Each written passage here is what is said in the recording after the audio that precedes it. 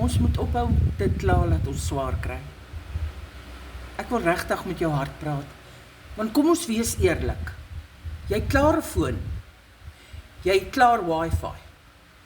Jy het klaar toegang tot die wêreld in jou hand. Maar wat doen jy? Jy wag. Jy wag vir beter dae. Jy wag vir meer geld. Jy wag vir iemand om jou te kom red. My vriend, luister mooi. Niemand gaan jou kom red nie.